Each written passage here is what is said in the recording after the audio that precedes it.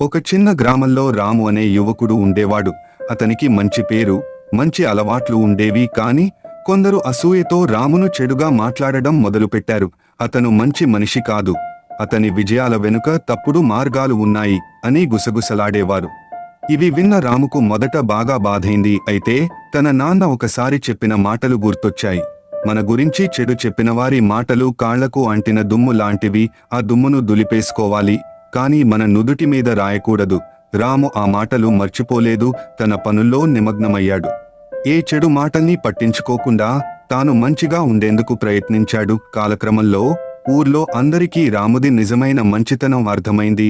ఎవరైతే చెడు మాటలు చెప్పారో వారే సిగ్గుపడిపోయారు. రాము అంతా మరిచిపోయి అందరికీ ఆదర్శంగా మారాడు. ఇతరుల చెడు మాటలు మన కాళ్లకు అంటిన దుమ్ములాంటివి. దానిని దులిపేసుకోవాలి, కానీ మన నుదిటికి రాయకూడదు. ఇది నిజమే కదా.